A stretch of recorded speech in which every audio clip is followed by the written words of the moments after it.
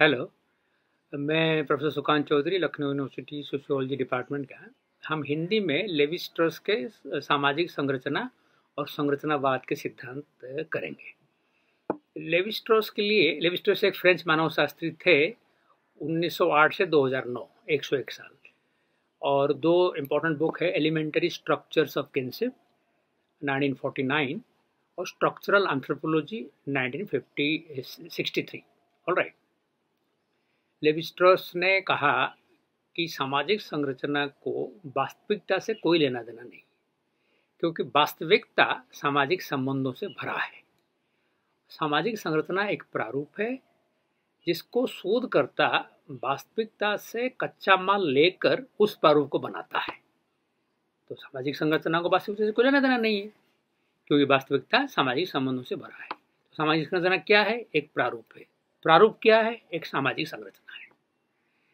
प्रारूप की 4 विशेषताएं होती है जो शोधकर्ता को ध्यान में रखना पड़ेगा। उन 4 विशेषताओं को सेटिस्फाई करना पड़ेगा। पहला विशेषता है सामाजिक संबंध, सामाजिक व्यवस्था।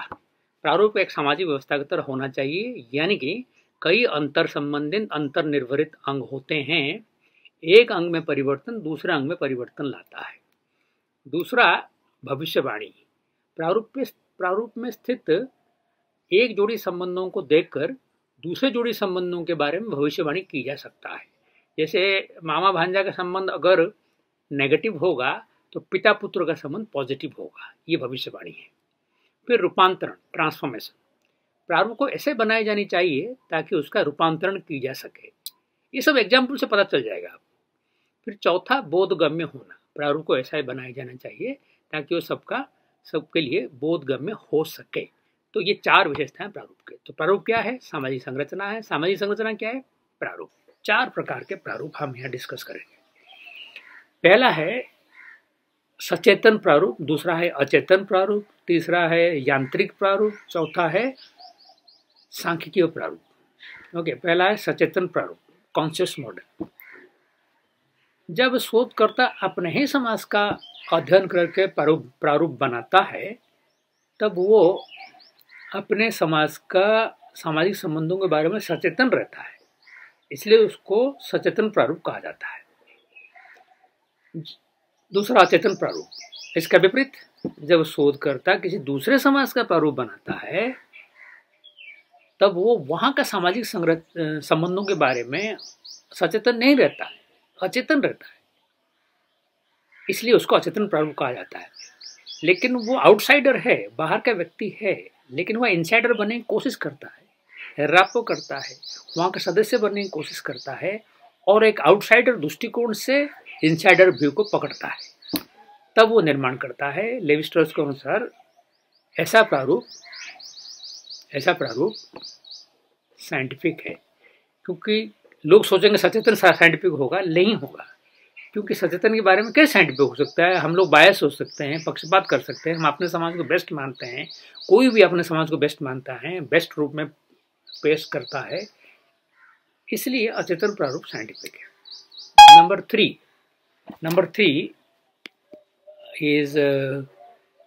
3 है आपका यांत्रिक प्रारूप, mechanical model. What is that?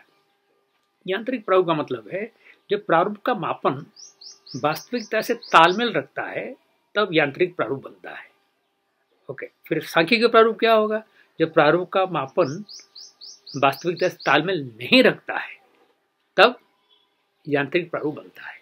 जैसे कि उदाहरण, क्रॉस कजिन मैरिज, हिंदी में द्विलिंग सहोदर विवाह आदिम समाजों में एक विवाह का नियम है। ऑलराइट, अधिमान्य नियम है। और अधिमान्य नियम प्रेस्क्राइब्ड और प्रेफरेंशियल दोनों। क्या मतलब है कि ईगो अपने क्रॉस कजिन को विवाह करेगा, एक ही नियम है। तो उसमें क्या होगा? जो मॉडल बनेगा, मॉडल मतलब उस समाज के बारे में विवरण, वर्णन, एनालिसिस, विश्लेषण बनेगा। उसमें लिखा जाएगा कि विवाह योग्य व्यक्ति सारे या अधिकतम इसी नियम को फॉलो किए। नियम को फॉलो न करने से क्या होगा? दंडित होंगे, ऑस्ट्रासाइज होंगे, हुक्का पानी बंद होगा, गांव से बाहर निकाला जाएगा, ये कुछ भी होगा, जो भी दंड होगा, दंड का प्राविधान होगा वो दिया जाएगा। ऑल राइट, सो क्या होगा फिर? जब आप वास्तविकता में देखेंगे तब भी यही मिलेगा। तो प्रारूप का मापन वास्तविकता से तालमेल रखता है। स्टैटिस्टिकल मॉडल कहाँ होता है, यानी सांख्यिकीय प्रारूप कहाँ होता है? जटिल समाज में, मॉडर्न सोसाइटी में, कॉम्प्लेक्स सोसाइटी में। कैसे कि वहां विभाग का तो एक नियम नहीं होगा, 10-15 नियम होंगे। हाँ, इस सब नियम पालन करने के बाद एक 10 नियम देखने के बाद 11वां नियम भी आ सकता है। तो बड़ा मुश्किल है। इसलिए कहते हैं ना कि जितना सोसाइटी कॉम्प्लेक्स होता जाएगा, एडवांस होता जाएगा, विवाह साथी मिलना उतना मुश्किल हो जाएगा। सिंपल सोसाइटी में life long bachelor, life long sphincter तो कोई कॉन्सेप्ट था ही नहीं। ठीक है, कॉम्प्लेक्स सोसाइटी में तो पूरा single person house hold, okay, live in relationship, marriage का धीरे धीरे कॉन्सेप्ट खत्म होता जा रहा है। एनीवे, तो ये हो गया आपका 4 मॉडल, सचेतन, अचेतन, यांत्रिक और सांख्यिकी। अब आइए स्ट्रक्चरलिज्म, संरचनावाद। इसमें क्या है कि उन्होंने संरचनात्मक भाषा शास्त्र से प्रभावित हुए। कौन? Levi Strauss. संरचनात्मक भाषा शास्त्र के जो फाउंडर है, संस्थापक है, उनका नाम है एन ट्रूबेज़-कॉय। उन्होंने संरचनात्मक भाषा शास्त्र का 4 विशेषताएं दी। नंबर 1, संरचनात्मक भाषा शास्त्र भाषा की सचेतन घटनाओं से हटकर उसकी अचेतन अधोसंरचना की खोज करता है ताकि उसको रियल मीनिंग मिले। अब इसको ट्रांसफॉर्म करिए, सचेतन घटना से हट जाइए, उसके अंदर है क्या वो जानने की कोशिश करें, तो आपको रियलिटी पता चलेगा, वास्तविकता पता चलेगा, है ना। यानी कि सामने दिखने वाला व्यवहार भ्रमित कर सकता है, जैसे कि मीठी छुरी भ्रमित करता है। तो ऐसे तो आज की घटना नहीं, किसी जमाने से मीठी छुरी चले आ रहा है, किसी जमाने से ही चला आ जा रहा है। जो मुंह फुट होते हैं वो सच्चे होते हैं। तो थिंग्स लाइक दिस, सामने दिखने वाला व्यवहार से नहीं जाना चाहिए, थोड़ा स्टडी करना चाहिए, तभी रिलेशनशिप को जज करना चाहिए। ये पर्सनैलिटी डेवलपमेंट के लिए बढ़िया तत्व है ये वाला भाषा का। नंबर 2, संरचनात्मक भाषाशास्त्र में भाषा के हर तत्वों को अलग अलग नहीं लेता है, बल्कि सारे तत्वों को मिलाकर उसका अर्थ निकालता है। जैसे एक सिंपल चीज़ें हैं, टी का टी जो इंग्लिश में लेटर है, टी का टी के रूप में कोई अर्थ नहीं, सी का सी के रूप में कोई अर्थ नहीं, ए का ए के रूप में कोई अर्थ नहीं। ये देखिए, टी का टी के रूप में कोई अर्थ, इसमें इंग्लिश में लिखा है T as T has no meaning, C as C has no meaning, A as A has no meaning. लेकिन तीनों को मिलाओगे CAT कैट, यानी कि एक पशु का नाम निकलता है। ऑलराइट, तो इसका क्या मतलब हुआ कि कभी कोई चीज़ थोड़ा सा कहीं से सुना और रिलेशनशिप को ब्रेक कर दिया और मिसअंडरस्टैंड किया, ऐसा नहीं होना चाहिए। हर चीज़, हर पहलू को लेना चाहिए, ओवर हियरिंग से कोई मतलब नहीं, ठीक है, कान का कच्चा से कोई मतलब, ठीक है। तो इसलिए थोड़ा सा देखना चाहिए। ये जनरल पब्लिक के लिए भी है, शोधकर्ता के लिए तो है ही। ओके, तीसरा है संरचनात्मक भाषा शास्त्र सामान्य सिद्धांतों को उत्पन्न करने का उनका लक्ष्य है। सामान्य सिद्धांत होना चाहिए, जनरल प्रिंसिपल्स, ठीक है। चौथा है, it introduces the concept of A system, एक सामाजिक व्यवस्था का विचार देता है। इसके अलावा लेवी स्ट्रॉस ने एक और चीज लिया, वो है बाइनरी ऑपोजिशन, द्विविपरीतता का सिद्धांत। हर चीज को समझने के लिए उसका एग्जैक्ट विपरीत तत्व को पहले जानना चाहिए। जैसे बुराई क्या है, अच्छाई क्या है पता चलेगा जब बुराई क्या है पहले पता हो। It's like this. नकारात्मक सकारात्मक क्या है पता चलेगा जब नकारात्मक क्या है पहले पता चलेगा। ऑलराइट, अब हम करेंगे किनशिप का विश्लेषण, नातेदारी का विश्लेषण। इसमें लेवी स्ट्रॉस ने कई समाजों का अध्ययन किया। जिन समाजों में नातेदारी महत्वपूर्ण है वहाँ 4 संबंध महत्वपूर्ण है। F, फिलियल, पिता पुत्र संबंध। C, कॉन्जुगल, पति पत्नी संबंध। A, एवंकुलर, मामा भांजा संबंध, मातुलेय संबंध।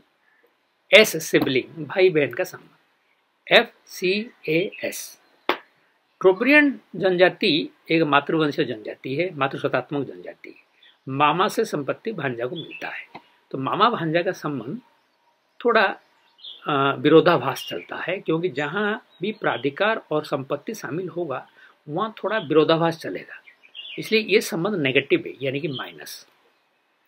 जबकि पिता पुत्र संबंध वहाँ एक जाना पहचाना फैमिलियर संबंध है, तो वो प्लस हो गया। ठीक है, आप समझ रहे हैं?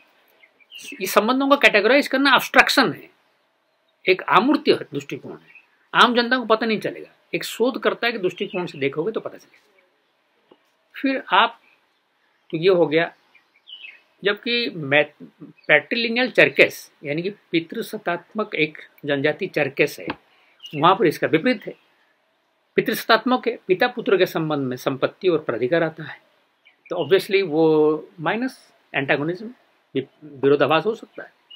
मामा भांजा संबंध पॉजिटिव प्लस, मामा भांजा को एक घोड़ा उपहार में देता है।